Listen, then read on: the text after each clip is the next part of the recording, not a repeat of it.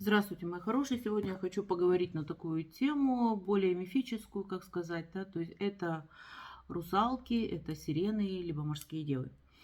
Хочу опять же со своей точки зрения, да, из того, с чем я сталкивалась. Не сталкивалась с настоящими, там немножко по-другому здесь все. Смотрите, то есть если мы берем русалок, настоящие русалки, в принципе, они водятся только в таких пресных водах. То есть это у нас какие-то озера могут быть, и то притом небольшие, да, либо это у нас вот речки могут быть, какие-то там такие вещи, но не в болотах, там уже совсем другое. И смотрите, в чем, что здесь интересного. То есть вот настоящие русалки, да, это прежде всего это мифическое существо, которое не выглядит так, как везде нам описывают, что там рыбий хвост. Это совершенно с рыбьим хвостом, это совершенно другой народ. А вот эти русалки — это все таки утопленницы-покойницы. То есть, и я бы сказала так, то есть здесь идет не у них нет вот этого тела, как считается, что русалка там выходит, русалка на берег может выйти или что-то еще. Нет, это если вы даже, может быть, и замечали, и видели, вполне возможно, их, вы сталкивались. Это такое вот информационное поле, как я это называю, то есть дух покойного человека, как если бы это было вот привидение, которое водилось в доме. То есть это то же самое, если человек утопленник, если он утонул, он находится в заключении именно в водной стихии. Там нет хвостов или что-то еще нет. То есть это образ, это фантом все-таки человека. То есть здесь вот именно такой человеческий образ этот происходит. Теперь смотрите, просто хочу вам рассказать немножко еще в эту сторону.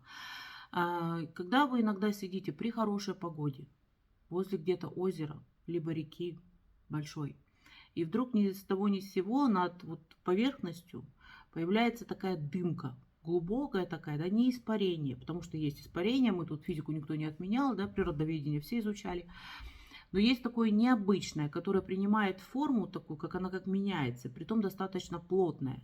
Вот это вот и есть как раз вот эта часть, так называемая, это русалка. То есть вот это вот оно и есть. То есть это вот дух как раз этого человека, который там утонул. Еще я хотела коснуться, очень часто, ну не часто, но бывают такие случаи, когда, например, человек тонет, да, там воды по колено, как говорят, да, и человек утонул. Вот здесь вот как раз это и происходит, что вот этот дух уплотняется, он может на самом деле, это может на самом деле человека утянуть. То есть не того и всего, но не утянуть за ноги, как считается, да, а здесь идет влияние на организм. То есть существо, будем так, это дух, он начинает уплотняться, то есть и начинает входить человека, то есть человек уходит в воду. То есть никаких там пений либо заманиваний, как вот везде это пишется, этого нету.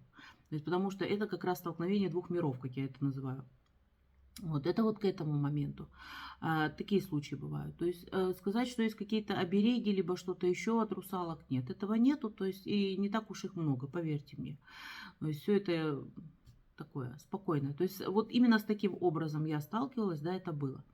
Ну и хочу к этому же я коснуться темы как раз сирен, либо морских дев, потому что сирена на самом деле это немного другое существо, но мы уже просто переименовали, да, нам стало удобнее называть настоящих морских обитателей, которые на самом деле существуют, как те же самые киты и все остальное, они существуют на самом деле.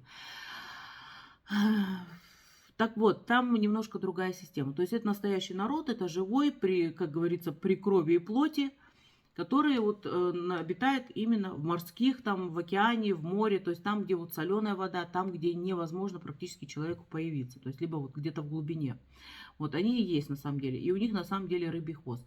Но настоящие сирены — это все-таки существо, которое там по мифологии идет. Да, это у нас полуженщина, полуптица, которая летает.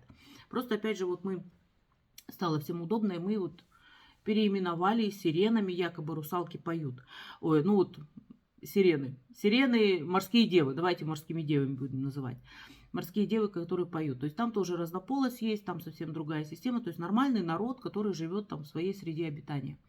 Теперь насчет их голоса. Когда считается, что сирены, морские девы, что они поют. Понимаете, здесь идет немного другая вибрация. То есть здесь идет повышенная именно вибрация, и человек воспринимает это как пение. То есть у нас ухо и мозг очень хорошо так работают. В плане того, что они некоторые вибрации могут слышать. То есть, и как раз это звучание кажется сладостным, завораживающим, но это простой гипноз. То есть оно затягивает. Сказать, что там есть такой прям голос, нет, там этого нет. То есть там совсем другая система, опять же, да, то есть совсем другие голосовые связки. То есть вот здесь принцип дельфинов, я бы еще так назвала это. То есть вот именно этим звуком как раз притягивать уметь. Поэтому, пожалуйста, просто большая просьба, не путайте, кто такие русалки, кто такие морские девы. Это совершенно разные существа из разной среды обитания. Совершенно. И здесь такого ничего нету. При этом еще смотрите, если говорят, что типа в море утонул кто-то, либо в океане, и он становится тоже там русалкой, морской девой, блин, все время сейчас, потому что вот это вот так укоренилось у нас у всех, морской девой нет. То есть здесь совершенно этого не происходит, то есть потому что человек умирает, что-то с ним с телом происходит, но становиться, что у него вырастет хвост, да, и он станет вот именно в море плавать со всеми, нет, этого нет.